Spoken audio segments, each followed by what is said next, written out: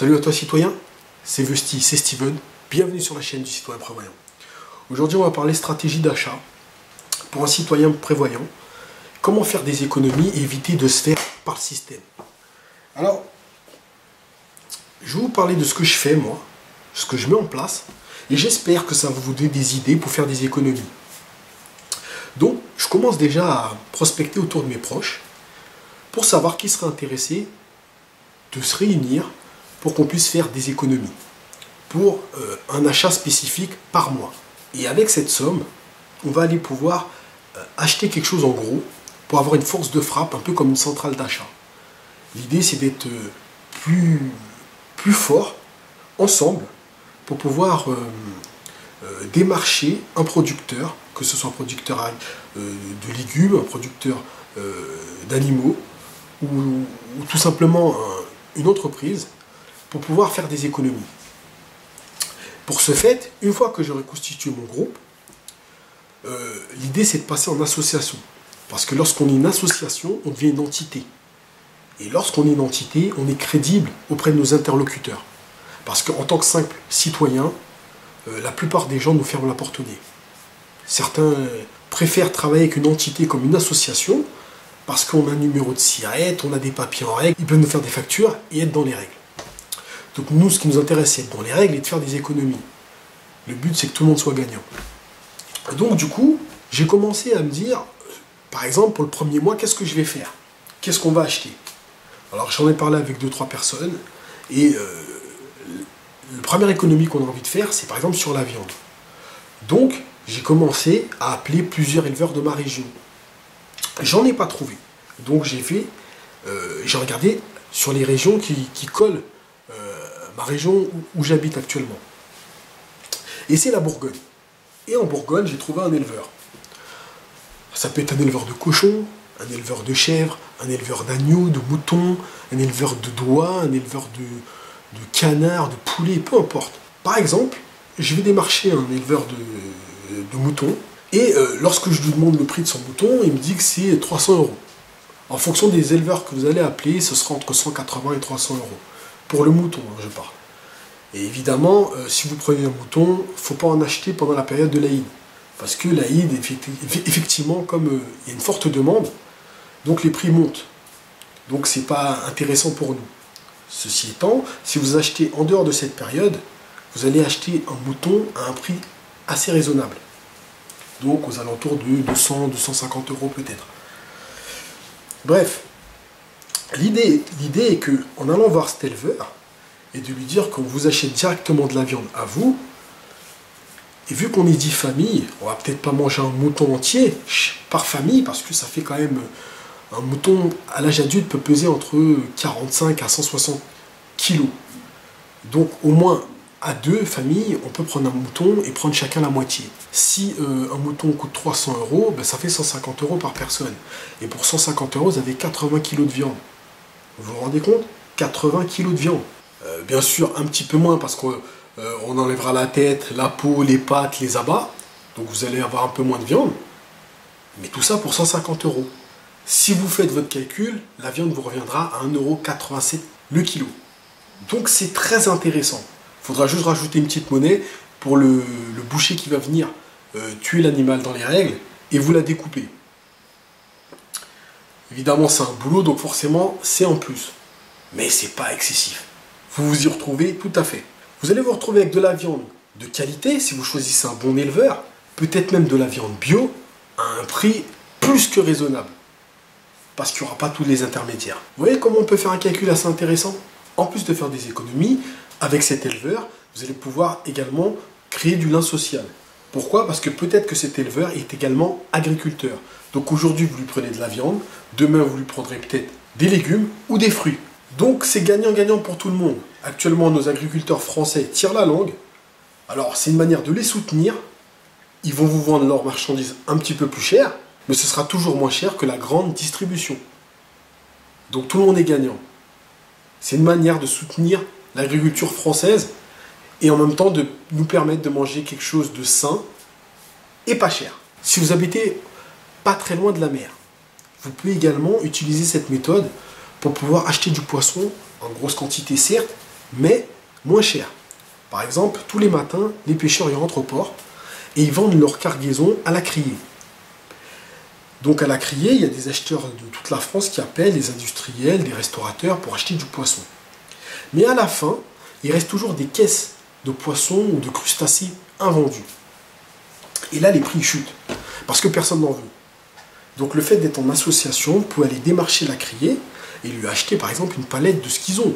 Ça change tous les jours. Alors ça peut être aujourd'hui une palette de crustacés, un autre jour ça peut être par exemple des maquereaux, que des sardines. Mais peu importe, vous allez les payer 30-40 centimes le kilo, parce que personne n'en voudra. Et le principe est le même. Vous allez me dire, oui, ça fait beaucoup de kilos de viande, kilos de poisson à gérer, pour moi, pour ma petite famille. Mais déjà, le fait d'en acheter, par exemple, si vous avez 200 kilos de poisson, le principe est le même que la viande. Vous pouvez en congeler, vous pouvez sécher votre poisson et sécher votre viande. Si c'est de la viande, vous pouvez faire de la charcuterie, du pâté, des saucissons, de la viande séchée. Le poisson, vous pouvez le fumer, le sécher. Vous pouvez en faire également des conserves maison, pareil pour la viande, ainsi de suite. Vous avez plusieurs méthodes de conservation des aliments. J'ai fait des vidéos, elles sont visibles sur ma chaîne. Faites-vous plaisir. Donc vous avez remarqué, on peut faire des économies en achetant de la viande, on peut faire des économies en achetant du poisson, et ça marche également pour les fruits et légumes. J'ai regardé sur le site de l'INSEE, pour le mois de mars 2016, la tonne de riz est à 370 $ environ.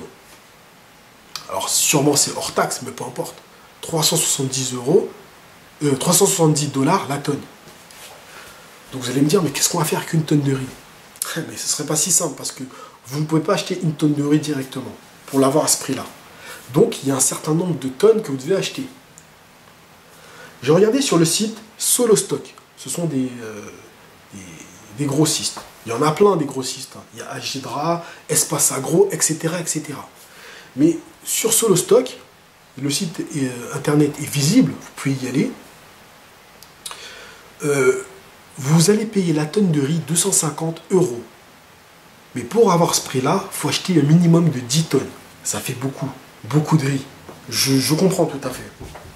Mais si on est 10-15 familles et que chacun achète une tonne, ça fait une tonne à gérer. Donc, une tonne, c'est environ 50 sacs de 20 kg de riz. Mais chaque personne qui achète une tonne, après, a sa charge de pouvoir le redispatcher dans sa famille ou dans ses amis ou collègues. Par exemple, moi, si j'achète une tonne, je vais garder peut-être quelques sacs de riz et je vais garder peut-être 200 kg. D'accord? Mais le reste, 200 kg, ça fait quoi? Ça fait 10 sacs de riz. Vous comprenez? Si je ne me trompe pas. 500, ouais, c'est ça. Ça fait 10 sacs de riz. Il faudra les stocker. Vous pouvez les stocker avec du ménard ou dans des seaux étanches. J'ai fait une vidéo là-dessus. C'est une manière de conserver les aliments sains. Vous pouvez les conserver comme ça pendant 25 ans. Donc une fois que l'achat est fait, vous êtes tranquille pendant 30 piges. Et pour le reste, personne ne va cracher sur des économies. Donc, que ce soit votre famille, vos amis, vous leur dites que vous avez 1 kg à refiler, c'est-à-dire que sur les 250 €, pardon, la tonne, vous allez en payer que la moitié, parce que le reste, vous allez le repasser à des membres de votre famille qui vont vous acheter, qui seront contents d'acheter un sac de 20 kg moins cher. Donc ils vont vous prendre 2 sacs, 3 sacs. Vous comprenez l'idée? Donc même si c'est des grosses quantités, il ne faut pas avoir peur. Et ça vous permet de faire des économies. 250 € la tonne, ça vous revient combien au kilo? Donc, 250 divisé par 1000. Vous allez payer les kilos de riz 25 centimes. 25 centimes le kilo de riz. J'ai regardé 1 kilo de riz en général. Enfin, les 500 grammes de riz, vous allez les payer 1,75 €, 2 €. Si vous prenez une marque comme Taureau et Lait, ce sera 3 € les 500 grammes. Environ, hein, je schématise un peu. Donc au kilo, c'est le double. Là, on élimine tous les intermédiaires. C'est vrai, c'est une prise de tête parce qu'il faut démarcher les grossistes, les agriculteurs. Oui, il faut se constituer en association. Oui, il faut aller prendre une journée pour aller chercher toutes ces... Par exemple, pour le riz, si vous prenez 10 tonnes de riz, vous n'allez pas vous les faire livrer, ça va vous coûter trop cher. Donc il va falloir une journée pour que les 10 familles se réunissent et puissent prendre les 50 paquets de 20 kilos de riz. Donc ça sous-entend qu'il faut louer une petite camionnette chacun pour aller récupérer ça chez le grossiste. De la logistique. Mais au final, énormément d'économies. Donc j'espère que vous avez compris l'idée. Et que finalement, c'est pas si infaisable que ça. Parce qu'en tant qu'association, ça ne vous coûte rien d'être une association. Il faut juste la constituer et de faire vos comptes. Et ça vous ouvre des portes pour pouvoir faire des économies. Alors c'est pour ça que je disais qu'il ne faut pas être non plus trop, parce qu'en général, lorsqu'on est trop, il y a toujours un mec qui va dire non, mais je ne peux pas finalement ce mois-ci, ou non, ça ne m'intéresse pas. Il faut être un petit nombre. 10 familles, c'est très bien. Et ça vous permet de pouvoir être plus fort pour pouvoir faire des achats. Aujourd'hui, c'est du riz. Demain, ça peut être appliqué à des lentilles, ou à des haricots, ou à autre chose. Par exemple, il y a des agriculteurs, ils ont des problèmes de calibre. C'est-à-dire que, comme ils vendent à des centrales d'achat, il arrive que des fois, le mec qui réceptionne la nourriture puisse lui dire non, par exemple, tes tomates, elles ne sont pas bien calibrées, ben, je refuse tout le lot.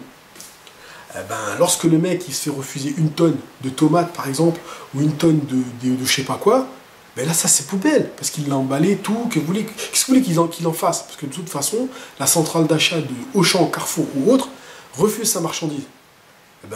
Une tonne, 2 tonnes de nourriture, poubelle. Si vous êtes une association, vous pouvez démarcher différents agriculteurs pour leur dire que vous, le calibre, vous vous en foutez. Ouais. Ah, ils sont pas beaux, ils sont un peu difformes, vos pommes, vos poires. Ouais, mais nous, on s'en fout, nous. Nous, on va faire des compotes, on va faire des conserves. On va faire des fruits séchés. Je vais faire de la soupe avec des légumes. Eh bien, on vous prend la tonne. Et là, les prix ils chutent. Parce que vous êtes prêt à prendre une tonne. Et en plus de ça, de toute façon, le mec, c'est soit il vous la vend, soit c'est poubelle. Donc, des marchés différents agriculteurs, ils ne veulent pas vous vendre, c'est pas grave. Vous leur achetez que ce que la centrale d'achat refuse de lui prendre. Les poireaux sont trop gros, c'est pas grave. Nous, on les prend. On fera faire des tartes, on va faire on va en congeler une partie, on va faire des conserves. Vous avez compris le principe? Réunissez-vous, hein, parce qu'on est trop chacun dans son coin à faire des conneries, à essayer d'acheter des trucs, et au final on se fait tous avoir. Parce qu'on est tout seul. Réunissez-vous, mettez-vous en groupe d'amis, de collègues, de famille.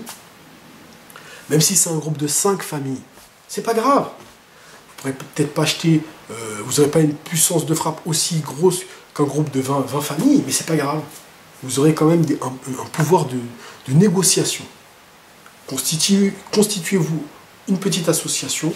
Le fait d'être en association pourrait démarcher les grossistes. C'est aussi simple que ça. Des éleveurs, des agriculteurs. Bref, j'espère que cette petite réflexion vous a plu.